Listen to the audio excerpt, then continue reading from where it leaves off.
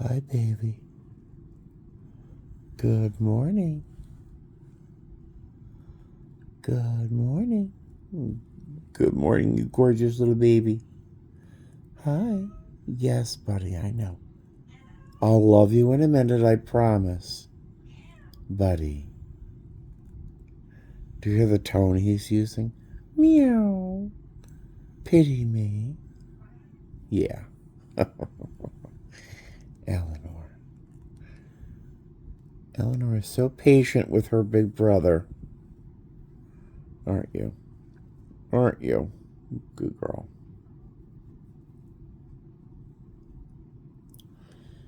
You have some eye goop. You have some eye goop. Okay, let me get that.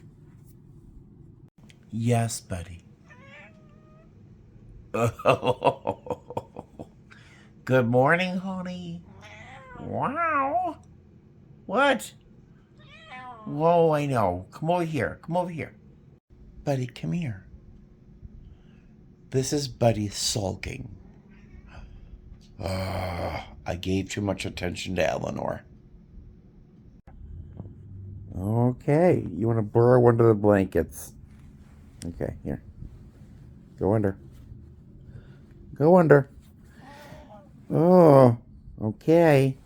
This may be one reason I'm single. I've got a cat bed on my bed, at the base of my bed.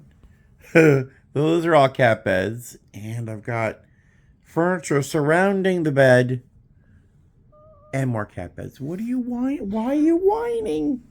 Why are you whining? Oh, okay, here. Go under. Go under. Okay. All right, Eleanor is back for a little love. See how she has this little white stripe right here? Sometimes it looks like a little zigzag, like the Bride of Frankenstein. There's my little bride.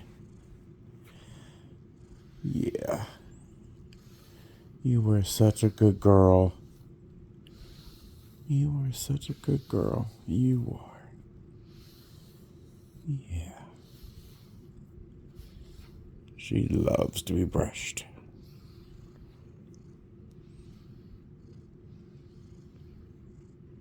That's my spot in bed, you know. That's my spot in bed. Okay, you can have it. You can have it. I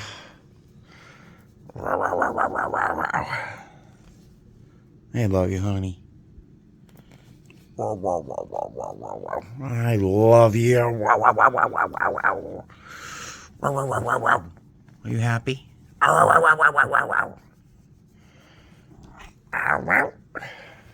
Yeah, you're a good cat. I love you, honey. Yeah. There you go. Yes. My boy. My boy.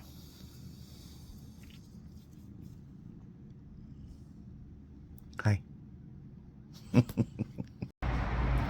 Eleanor is virtually vibrating with excitement. She wants to tear those pigeons apart. That's why I feed them right outside the door. She is so happy. She is so happy. The pigeons are too, but look at Eleanor. She's all happy and excited. The huntress. Are we better? Are we better? Yeah? Hey, look at me.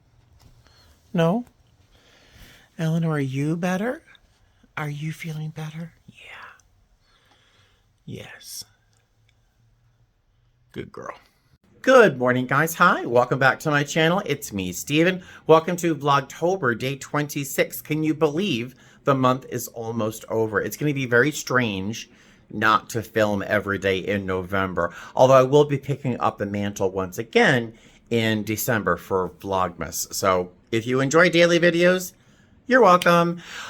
So a little bit of chaos today, a little bit of chaos.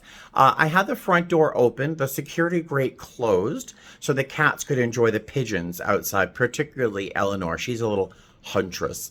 Well, they were enjoying the pigeons. I'm in the kitchen somewhere. I hear the pigeons fly, the whole little flock of them. And then this bang, bang, bang on the security grate, which sounds like a perforated drum rolling through the house. I mean, it was very loud. Well, I came out of the kitchen. The cats were flying past me. Eleanor climbed up my leg as if I were a tree. They were terrified by the woman. She did look very weird. She didn't look like she should be knocking on doors and surprising people, for sure. It's Vegas, and yeah, it's a long story. But yeah, the cats flew away from the door. They don't like other people. They don't like other people. They were both strays. They had both had very hard lives, difficult lives on the streets. And I think they're just afraid of people in general. I have no idea why I was so blessed to have them be comfortable with me, but I'm very blessed. Well, Eleanor climbed up my leg. I mean, she cut me to ribbons. My right leg and my ankle and my foot are just blood everywhere. If you're a cat owner, do you know those little sheaths, the tips of their nails that come off when they're using a scratching post or the carpet or something? If you're not a cat owner, it looks kind of scary because it looks like their claws are just like sprinkled on the carpet. Well, I literally had one hanging out of my leg. That's how hard she grabbed me with her claws. I'm bleeding like a stuck pig. It's awful. But I was uncharitable, I have to say. I was surprised and then angry because she startled my cat so much. But this woman was just canvassing for Governor Sisolak. She's just knocking on doors, doing her due diligence and her duty to her civic philosophies, and so she's like, "Are you Steven?" She asked me my name like twice or 2 or 3 times, and I was like, "Yes, I am." Like, yes, what? And she's like, "Oh, I'm just knocking on doors to see if you're gonna vote for, if you're gonna vote." Yes. Are you? Couldn't I count your vote for Steve Sisolak? I'm like, "Yes, just leave." Yeah, I was not charitable. I was not good. I'm gonna have to make amends to her by voting for Governor Sisolak. I was not a good person. All right, aren't you riveted by this video? Isn't it so interesting? Aren't you so grateful you're watching? So one more thing before I get real clothes on. I'm wearing a new caftan here. I have to go to the post office. I had 4 sales. I had 4 eBay sales over this last weekend, and I need to get them in the post office by midnight tonight. The first thing that sold was a tie by the manufacturer Pfizer. You recognize the little blue pills? Wink, wink. Yeah, it's a Viagra tie. And I sold this as a lot of them on eBay. Mine was $18, so someone bought that for $18. Another thing that sold was this. It is a called an architectural doodle or something. It's a stainless steel wire version of the Chrysler Building in New York. Someone paid $24 for this. I know. Another thing, someone bought this. It's a UPS mug. What can we do for you today? This, I think, sold for $12.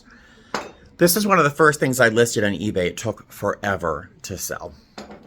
And then lastly, the fourth thing that sold was something I'm kind of regretting listing because I just think it's so pretty.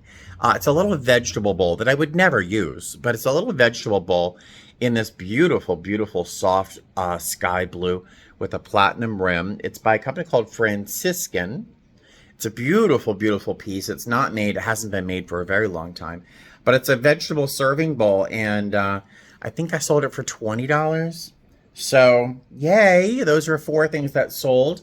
I'm going to pack them up, get them off to the post office, and then I don't know what else to do. The day is moving along quickly. It is already 1:30, and I've got to have some lunch, and we'll see what else happens today, but it felt like a very full day so far, especially with that very strange woman. But let you go. I'll see you soon. Well, Eleanor has recovered from her trauma. Eleanor has recovered from her trauma. Look at her fluffiness. Look at her fluffiness. All right. We'll have more snacks later because you're such a good girl. Alrighty, so it looks like I'm not going to the post office anytime soon. Eleanor has draped herself over my legs, much like a melting clock in a Salvador Dali painting. Yep, so the post office closes at 7 p.m. I hope I can make it. Hey there, hi there, ho there. So it's 3:23 in the afternoon. I wanted an earlier start to the post office. Oh my God. Can you hear the phone ringing? I have to get back to you. Hold on. Oh. Hey guys. All right. So thank God the post office was around the corner so I could just get off the road because I really don't think I should be driving right now. I am really freaked out. Really weirded out. And I don't know how to tell you what's going on. Like, where do I start this story? Those of you who have been with me for a while know that my storytelling style is not very linear. It goes around and eventually it comes to a point, right? And you end up understanding the basis of the story, I hope. Those of you who are new, you may not know, and I don't even know how to tell you the story. So do you remember when I started my pottery class? Does anybody remember that? One day I received a note, this note, hanging on my pottery studio shelf, my class storage shelf. And it said something to the tune of, Stephen, Aunt Marie, and Uncle Bob, a phone number, text them with your number and call. Do you remember that? Well, apparently in one of my YouTube videos, I mentioned the studio's name. A woman, I don't remember her name, Stacy, Kathy, Tiffany, something with an E, reached out through Facebook, and she said something like, hi, my father, her father, is my grandfather's youngest brother. I know that sounds like a limerick or a riddle or something, but, so her father was my grandfather's youngest brother. I don't even know what that makes her to me, but, and then like a week later, I got into my pottery class, and this note with her father and mother's names and phone number was hanging on my pottery shelf. Now, I don't know if that seems strange to any of you, but it seemed very strange to me. And I took the note home. I put it on the table. I remember putting it on the table thinking, I should probably follow up with this, but I don't know how, because, I don't even know how to tell you this. So I was raised by my mother's family.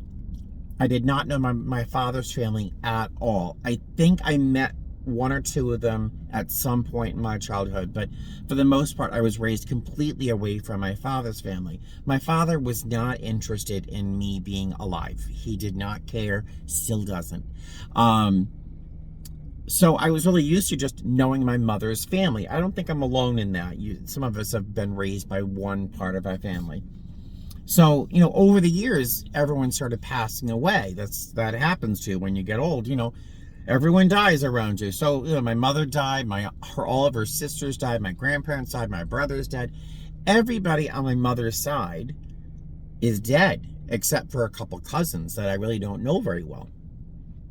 And so over the past couple of years, I've really come to accept, if not embrace, being the sole survivor, like the last one, And so when this note popped up, I was kind of freaked out and a little weirded out because that means I might have family left and they frickin' live in Las Vegas. So I had the note on the table, and I'm trying to think about how do I respond to this? Do I want to? Because part of me doesn't, honestly, and I don't know. I don't know if that sounds awful, but I don't know. I've gotten used to my isolation, and then part of me is like, well, I really should, because wouldn't it be nice to have family? And they're in Las Vegas, and I don't know. So, is this a crazy video? You thought yesterday was weird, right? I lost the phone number. I lost the note. I could not find it. When I finally thought, let me message them. I'll just send them a text message. Can't hurt. So I thought, well, I'll just text message them. I couldn't find the number. I couldn't find the note. And then today, I'm packing up that those 4 items I have to ship out for eBay, it was under the UPS coffee mug, the note. So I packed up my UPS, my eBay stuff to mail out. I had the note in my hand. I'm walking out to the car, I get in the garage, and I figured, you know what? Let's just sit down, be an adult, and send a quick text message to this phone number. And I texted them something like, "Hi, my name is Stephen Pereira. My grandmother and my grandfather were Arthur and Gemma. From Rhode Island. I live here in Las Vegas now. I think we're family, or I think we're related because of some whatever. If I have the wrong number, I do apologize." Something like that, blah, blah, blah. And then I got in the car and I started driving and letting you know that I really wanted to get to the post office earlier than this. And then my phone rings. I have not listened to the voicemail yet. I have to say, I haven't had the courage to listen to the voicemail yet. I did get a text message, and it's on my phone. So I'll read you the text message. "Hey nephew, I'm really glad you finally contacted us. Your Uncle Bob is Arthur's youngest brother. I met you when we were visiting Providence. You were down on a marketplace or something, and you were running a kiosk." Oh, I was living in Boston because I moved there when I was very, very young. And I worked at a kiosk selling hot sauce in Faneuil Hall Marketplace called Le Saucier for $5 an hour. I know you don't remember us, but I remember your kiosk there. Your cousin, Maureen, I don't know Maureen, let us know that you were in Vegas. How did she know? I looked up your Facebook page. I normally don't do Facebook, and I really liked your house. I was thinking I wish I could get in contact with you because we have wonderful estate sales here and wonderful buys. So they know I like to thrift. We live in this, I don't know what neighborhood this is, which is off of near Jones and Decatur on the northwest side. I know the area. Before I forget, our phone number is, our home phone is, do you mind if we call you, or can you call us? I would love to talk to you. Hold on 1 minute. Okay, crying in 2 videos in a row. Yay, lucky you. Guys, I don't even know how to handle this. I just listened to her voicemail. My Aunt Marie just left me a voicemail. Apparently she and her husband have lived here in Las Vegas for 50 years. 50 years they've lived here. She had a lovely voice. She sounded so nice. You know when someone's on the phone and they just sound so nice? She sounded really, really great. What feels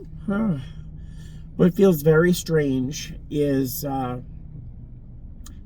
yesterday. Do you remember how I was crying yesterday? Once again, crying about how my life has brought me up and down, sideways, backwards, and forwards. But my life has brought me to this point where I'm so content, in the best place I've ever been in my life. This is the most content, the happiest time of my life. And that my life brought me here to Las Vegas, where I actually have family around the corner, not a couple miles that way.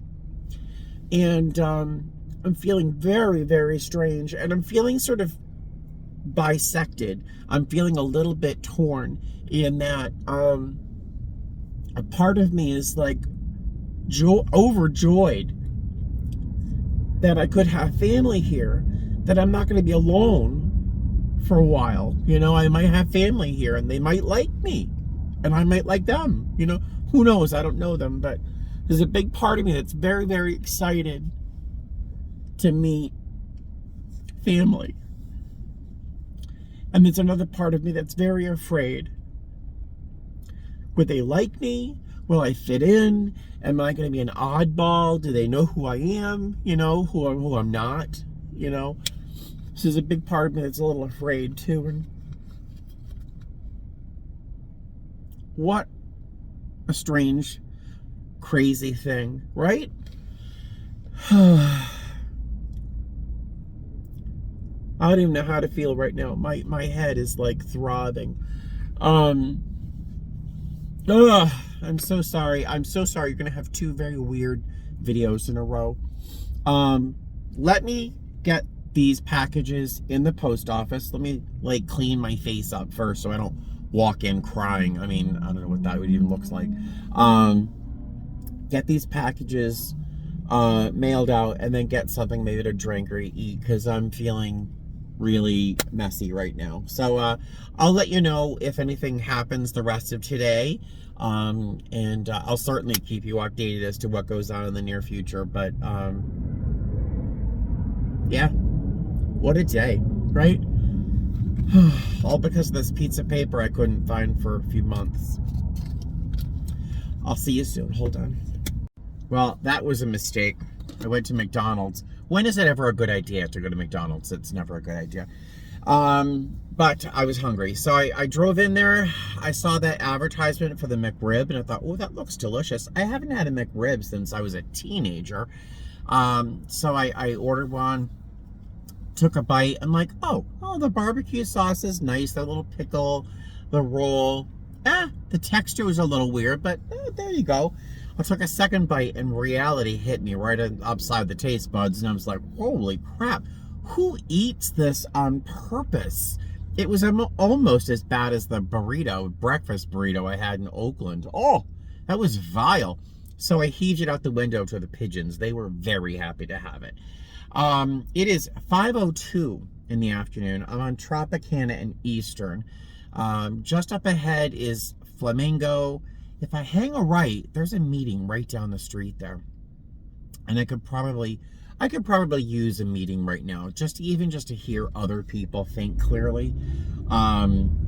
Just to kind of center myself a little bit. So I think that's what I'm going to do. And then after that meeting, I will determine whether or not I call my family, or wait until tomorrow. Yeah. So I will see you in a few minutes after I decide what to do.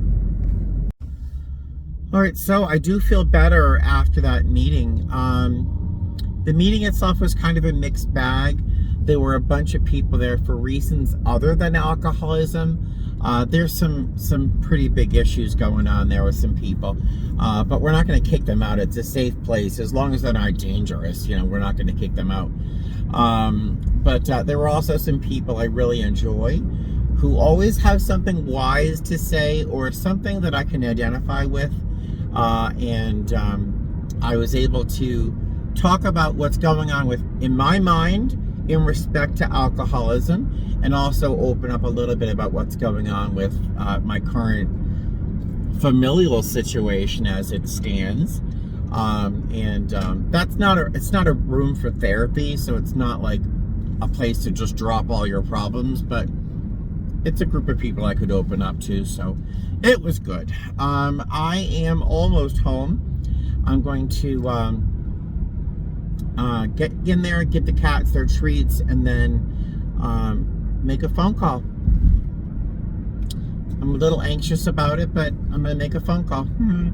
So yeah, so I think I'll just end this video after I make that phone call, because why leave you on such a cliffhanger, right? So this video might be out a little bit later than my other videos, but there you go. I will see you after a phone call. All right, so I made a phone call, and it was lovely. It was lovely. She was lovely. She being my Aunt Marie. Aunt Marie is the wife of my grandfather's youngest brother. I do have the vaguest of memories of my grandfather talking about his family. I guess his youngest brother, Bob, was very, very, very young compared to the rest of the brothers and sisters. So I don't know how old Bob is now. I'm gonna guess he's probably in his 80s. I'm just guessing, just guessing. But yeah, Marie was lovely. She talked quite a bit about the family. Apparently, I have a very large family. I don't know about yet, but I will. Um, she kept saying, you know about Georgie and this, that, and the other. I'm like, no, I really don't. I don't know. My whole family, my familial planet, the whole world of my family consisted of my grandma and my grandpa, their three daughters, their four daughters, my mother and my three aunts, and one of my aunts had two of my aunts had two children each. That was the entire family. And now that all the adults are gone, they've all passed away. The cousins don't really interact at all.